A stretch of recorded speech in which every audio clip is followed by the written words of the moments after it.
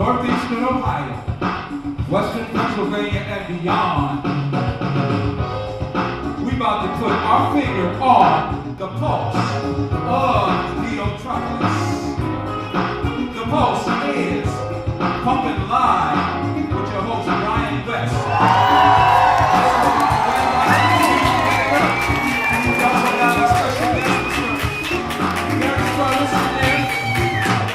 Our guests are Tom Smith, Brittiani, McNeil, and Jennifer Kuczek. Put your hands together for the call by Brian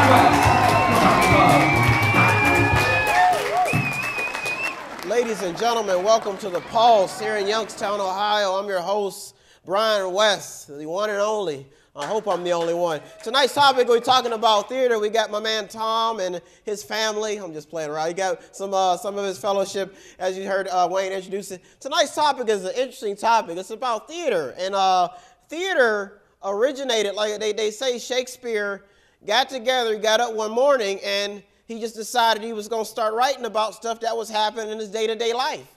And what he did was he took a bunch of men, because in that time frame, women was not allowed to, they weren't allowed to act and do things.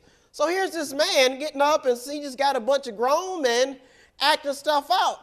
And the funny thing about Shakespeare is Shakespeare would have these men doing some amazing things like kissing each other. They'd be French kissing and stuff, and they'd be acting stuff out, and Shakespeare would have them up there dancing, and he would be paying them for good money. And it's funny because I was thinking to myself, when I was writing this monologue, I said, nothing's changed because there's still gay men. There's a lot of gay brothers in theater, just running around with rainbows now. You know what I'm saying? And it hasn't changed. So I'm thinking, and then, when you got the state of mind that I get, my thoughts go into this thing like, what if there's a God who's gay and he's the God over theater? You know what I'm saying? You know what I'm saying? So it's like, what if there's this guy sitting over in maybe Afghanistan somewhere on the mountaintop, and he says, whatever he wants to be done, let thou be done. So say, for instance, I'm writing a play, and this God tells me to have two men kiss each other or have some type of a just nasty. And I'm sitting up on, and I'm performing my play, and I'm like, and everybody's looking at me, and I'm like, where's these voices coming from? You don't hear the voices? And everybody's sitting around, you tripping. What is wrong with you, Brian? You all right? Like, oh, you don't hear that? Kiss each other right now. You're the director, so they're gonna, and you got these men looking at you like, okay. And they just start kissing each other. So then what I figured out with my imagination is, that's the recipe right there. It all started with theater. That's how men started to become feminine, and women started to start liking other women. It started with Shakespeare. Shakespeare he's the man who did it. That's how and then what I realized, and I'm telling you, my imagination goes far and beyond the Call of Duty. So what I realized started happening is, as the generations start going on, and then you had the evolution of politics, they start listening to this God as well. He start telling them, listen, it's okay for people to be gay. It's fine. Men can have one wife, but two men can be together and two women can be together, and it's fine. Pass laws about it. Then put them on stage and have them act things out. Just be joyful and have the rainbow come. So what I noticed about this voice is that when everybody starts to hear about it, they get real happy, man. You ever notice how theater people are just so happy and uppity? They're always, yay, man, everything is fine. It's like, get up there and smack him. And when you smack him, knock him out, all right? So it's like theater is this big, happy game. And they hear from this big, happy theater God up in the sky. And when he talks to them and he tells them what to do, they do it. And it's the same thing with this pornography stuff. Like theater, and when it gets to pornography, it's just a bunch of gods just going crazy, man. And I'm like, if you've ever looked at the stuff on what they got on the internet, it's just nasty. It is. Everybody's just doing whatever they want to do. And then when I got into my last thought, I said, so what happens when all these people get happy is there's this God who just says, that's it. Cut them off. That's nasty. So what happens is when everybody gets happy and all these people, all these theater gets all excited and they're all doing their shimmy shakes and their booty do and all the music. And there's this God who just comes out in front of everybody, and he says, he gets his, he's got his rifle in his hand like Scarface, and he shoots up in the air, and when everybody's getting happy, he looks at everybody, bam, the end. That's theater. It's the beginning and the end. We're going to talk about theater. We got some lovely guests. We got a bunch of them. Like I said, we got group therapy up here tonight. We're going to have a rap session about theater. We're going to be right back in the pulse with me, the strong man, the leader, and the one who's listening to the Zeus, the real God, Yahweh, Yeshua, the praise his name. We'll be right back in the pulse. You got something over there, Wayne? Give us something good. I hope it's from the good God. Oh, that's...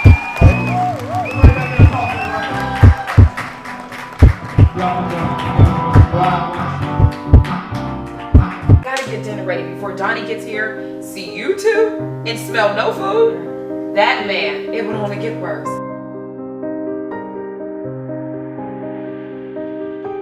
We appreciate all the clothes you donated to the Brotherhood are awesome. No, you've really been a blessing to them, Paul. No problem, Pastor Knight. No, God has been good to me. Mm-hmm. You know, this is my way of giving back.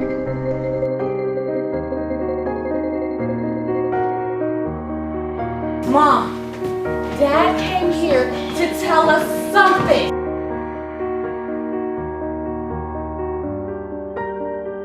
Daddy, what's wrong? Daddy, help me, please, Daddy.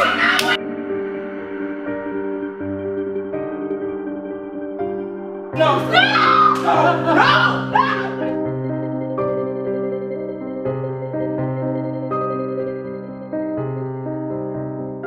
Ladies and gentlemen, welcome back to The Pulse with me, Brian West, and my man, Wayne the Music Maker. We got our next guest from the city of Youngstown, all the way in the Mahoning Valley. We got Brittiani, McNeil, Tom Smith, Jennifer Kuczek, and we're going to have a special guest, my man, Stanley Sugerman Brown. Stanley Sugerman Brown. He's going to come and talk about it. Come on up. Give him a round of applause. Give him something good, Wayne. How you doing? Talk to him. How you doing? How you doing? Have a seat. Come on up here, Stanley. Have a seat. Mr. Sugerman. Oh man. Oh. You are big time. I had a fun time talking about the writing the one for theater. It was just a blast. Oh, I bet you did. Yeah, That's yeah. one of the reasons I got into theater. Oh, really? Yeah, because it was easy to get girls. Oh, really? I mean, because they're and you can tell them. One thing I noticed about theater is you're like, kiss her, and you're like, oh, I don't know if I've ever done this before, and then you could just do whatever you want in front of the camera, people watching. Usually that happens under the stage during the show. Oh, is that right? Yeah. So tell us a little bit about this new age of theater, especially when it comes to music over, man. Mr. Sugar Brown. What is it? Sugar? I can't make sure I get it right. Stanley Sugerman, bro. Ooh, Sugarman. That's a nice name to have for the ladies. So we're gonna talk a little bit about. Okay, we'll first start with you. Is it Brittiani, right? Yes. Tell us what your interaction being a female. As you know, it was started by Shakespeare. It was all men. Now women get to be in theater. What is it like for you performing in this new environment? It's very exciting. I've been doing theater pretty much my whole life, and for me, theater is like an adrenaline rush. Yeah. Most people jump out of planes or do other things to get their adrenaline. Yeah. For me, it's going on stage. It is a rush. Absolutely. Yeah. What about you, Tom? What are you getting out of it in this new environment? Well, I'm getting the opportunity to direct. I've been doing theater since 1983. Yeah. I started out in Salem Community Theater and got active here in the Youngstown area, where there are a lot of wonderful theaters. You're going to hear about a new one here in a few minutes. But it's nice. I've been able to play roles that I would never have been able to play anywhere else. Yeah. Leads. Just got done doing Life with Father. Okay. Not too long ago. Got to play the lead. Where else am I going to get to do that? Yeah. In a local theater setting. Excellent. And it's coming along. And it's wonderful. Wow. There is always something new going on. Almost every week there's a show opening here in the Youngstown. Yeah, that's what I like. Or Salem, or even out to Alliance. Yeah. You've got theaters in Columbiana. Yeah. Every week something new, or Something there's new. an improv group opening up. Yeah. just keep your eye open. You check Facebook. There's always a lot of places. Yeah, and people, you need more people to audition, more people to be we in. need people. I got a show coming up. It's we open over Labor Day weekend. It's called You Can't Take It With You. Okay. It's a classic Pulitzer Prize winning play. Okay. Comedy. Yeah. We're gonna have auditions for that. It's gonna be at the Victorian Players. Okay. Which is on Mahoning Avenue. Yeah. Right before the bridge where you go downtown, the big church there. There's a sign. I'm having auditions June 8th and 9th, starting at 7:30. I need people come on down. Now Jennifer, you're doing kids theater, am I correct? So how is that for you? Well, I have something to tell you about Shakespeare, if I may. Oh, okay, all right. We just finished a show called A Midsummer Night's Midterm, and it's about a group of students who are studying Midsummer Night's Dream and they don't understand it, and then the play comes to life before their eyes. Wow. And the acting troupe there's like a show within the show. Yeah. The acting troupe was comprised of all males. Oh, wow. Well, I actually cast a girl as a boy, but in the play, it was a boy playing a girl. Oh, wow. And there's a scene where that's the neat. actors say, "I'm not kissing him," because it was two boys. so it's funny. That is funny, yeah. Isn't that something, maybe the god of theater, maybe there really is one. But then, well, I had her name was Paige. I had Paige talk like this when she was a guy. Yeah. But then when she was a girl, she talked like this. And then she's like, "I'm not kissing him." And she was dressed as a girl. So, yeah. Now, Mr. Sugerman, now music, if you looked at the history, they didn't have music in theater. So you being a musician, does that give you more opportunities in this new environment to I believe it will. Yeah. But I have did theater. Oh, really? Yeah. But I was 7 years old. Oh, wow. 7. Oh, Elm man. Street School, which used to be Bigley Center. Yeah. Well, it's Bigley Center. It used to be Elm Street School. Yeah. I was in 2nd grade. Uh-huh. And they picked me to be Bert the Chimney Sweep and Mary Poppins. Yeah. And I was chimney. Oh, man. And that's when I found out I could sing. The teacher and them, they knew I could sing. And I've been singing ever since. Yeah. You know, I'm 60-something. You don't look 60, man. You still like you're about 25 years old, man. I felt like So let's talk about this new environment and this new theater with all. And you know, Tom, what I noticed is that real fast before we go into the next is that there are not a lot of people involved as there should be. Now we need a lot more people. And that's what I've noticed about doing movies at Method 8 is you don't have that. But I know when I was growing up, being on TV was like, oh, you know, being on stage was and you had lines outside, you know. You're too young to be the Barney Bean era, aren't you? You remember Barney Bean? Oh my God. Barney Bean, yeah. I was a Cub Scout. I mean, a Weeblo actually. I was on Barney Bean a couple of times. I was going to say it was mandatory to go on Barney Bean if you were Scouts. Yeah. Well, ladies and gentlemen, we'll be right back in the pause. We're going to have some skits. You're going to sing a little something. We're going to get a few seconds of my man Sleepy. What is it? Sugerman. The Sugerman. We'll be right back in the pause with me, Brian West, and the Theater Gods.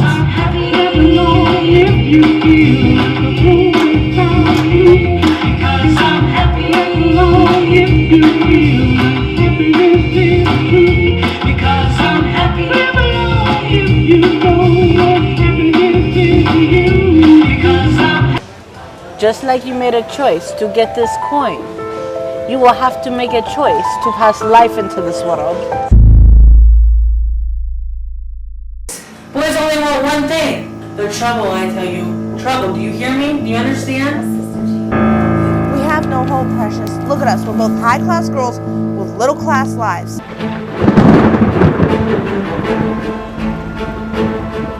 Precious, be encouraged. Your life is about to change. No, I didn't get married. I just woke up and it was gone. Do you dream? It seems you're pregnant, young lady. I think pregnant, doctor. There's a pregnant! There's one food. You're out of control! If I let you in, you must undo this mistake. Even if you are pregnant, I'm gonna throw you down the flight of freaking stairs if I gotta get rid of this baby. Okay, Walter. Okay, I'll get rid of the baby.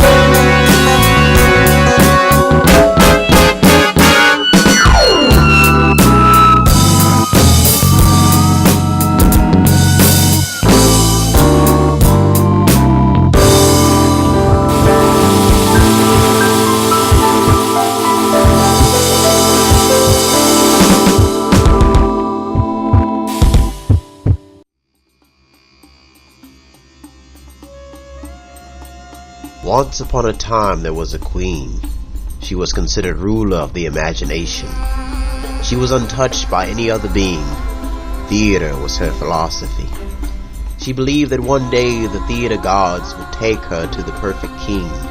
She was righteous and spoke no evil. Her code of conduct was perfection.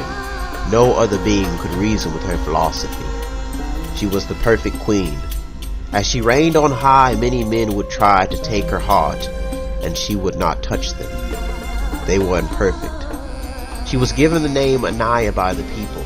Her divine rule brought happiness to her people in times of sadness. In all her greatness, she had one vision. She wanted to be one with the theater gods. She wanted their joy and attention. Laughter to such perfection was power. Drama to such perfection was justice. To make the great queen go into deep thought was an honor amongst the people.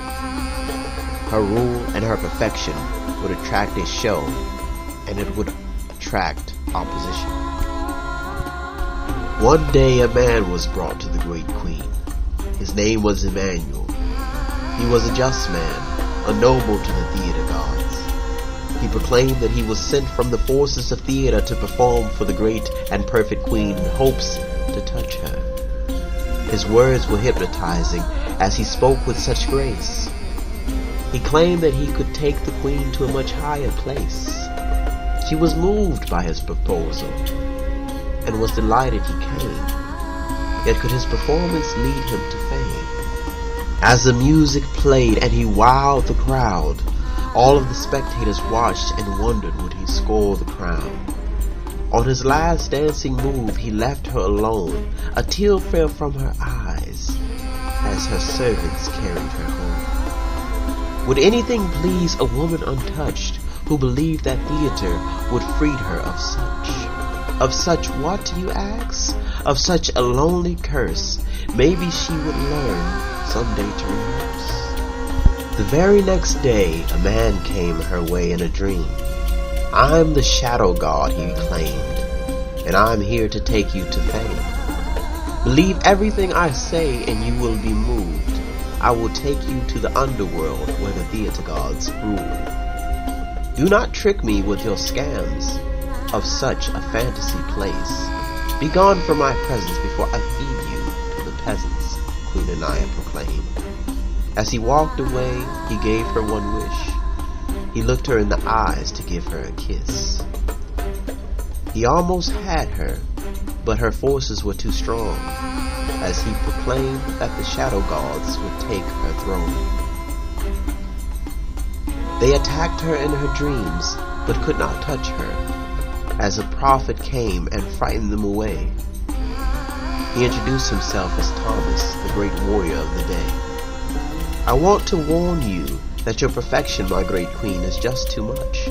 Please, please, let me honor you with my touch. She refused his offer as she did every man. Only a theater god can take my hand. A servant soon came after to honor her and told her that her perfection had led her to fame. He dazzled her with gold and worshipped her name.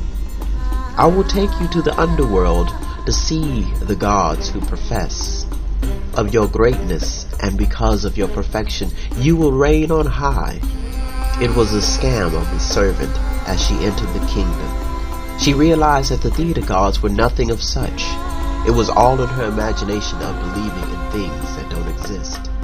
As devils and demons surrounded her, she fell to her knees. Because of my perfection I am hated indeed.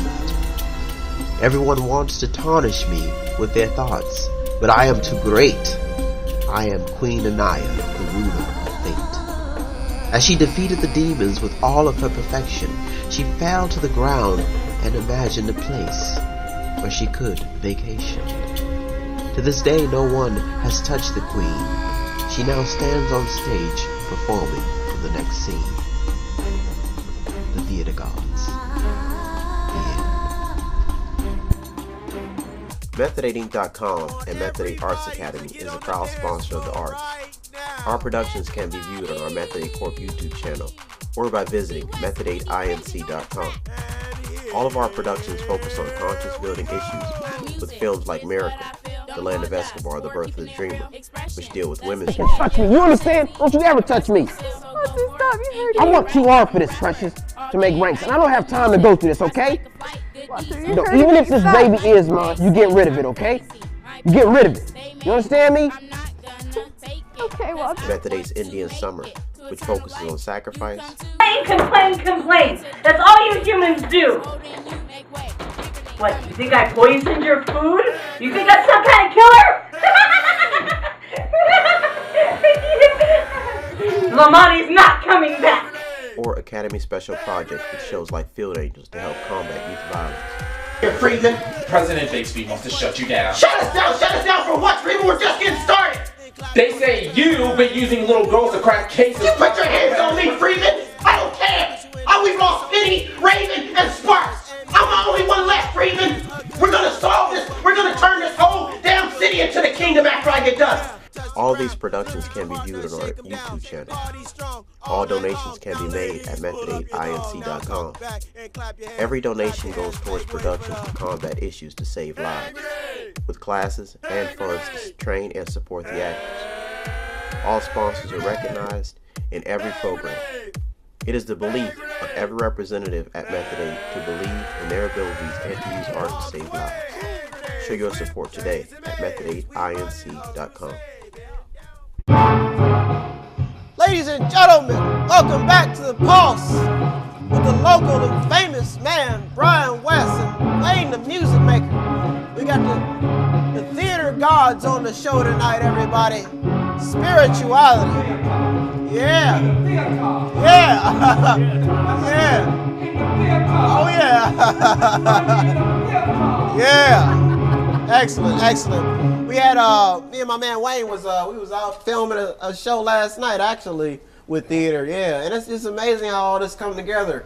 And now, Tom, tell me real quick, before we close the show, what do you feel about, because I was talking about this with somebody, when somebody is married and they get in the theater and they got to do a sex scene, what is that about? Well, it depends on what you mean by a sex scene. Actually, I've seen problems with people just kissing someone else on stage. You know what? It brings up a lot of insecurities in marriages. It does do that, and so it's something. If it's going to happen on stage, as a couple, you got to talk about it. And you played in Miracle. You played in the movie we just produced, Miracle, The Land of Escobar, The Birth of the Dreamer. Tom was in that. Give him a round of applause. Tom was in that, and I got to kiss the Puerto Rican Shayra Vasquez. That was kind of relaxing, you know what I'm saying? Oh, I'm sure it was. I don't get to kiss too many girls. I actually was in the mood. I was ready. That's another thing that's going big around here is film production. You start in the theater, there's a lot of films being made here. Yeah, Justin, we got my man Justin as cameraman. Justin does films. Justin? Yeah. And I just had one come on Amazon. Oh, did you? Yep, you can get it pay-per-view, or you can just order the DVD. The name of the movie is House on the Wrong Side of the Tracks. And you played a what is it? A priest? You played a priest in my movie. I was a priest in your movie. That's right. And I was a cannibal with a basement full of very scary movie. Oh wow! In fact, Brittany played my wife. In that. Did you? I seen her in I think something. I think I may have seen you in one of the plays. It was at one play, and then so you're doing kids theater and. Yes, at the Garage Theater in Boardman. Wow, yeah, we're gonna have some. I'm gonna make sure I get some footage of that. Now, what is it? What are you doing out there? Talk about that real quick before we close out. Well, our group is called the After School Players, and I really like working with middle school students. But this past show we did the Shakespeare show. I had grades 4 through 10. Oh wow, ladies and gentlemen, thank you for tuning in this week with the Theater Guys. My man.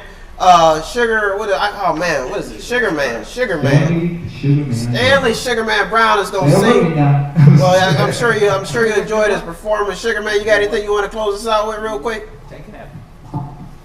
Go ahead, he'll close us out with something smooth. Sugerman Brown, we'll be right back in a pulse next week, everybody. Go ahead, close us out, Sugerman.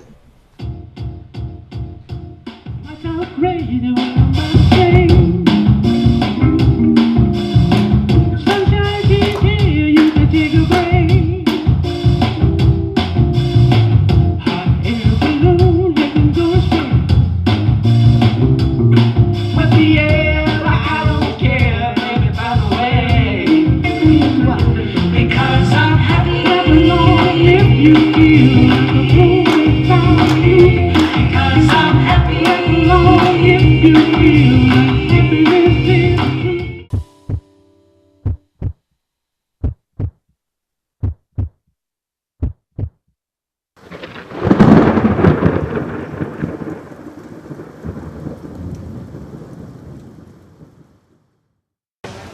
Just like you made a choice to get this coin, you will have to make a choice to pass life into this world.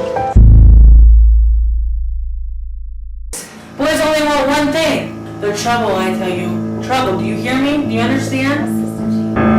We have no hope, Precious. Look at us. We're both high-class girls with little-class lives.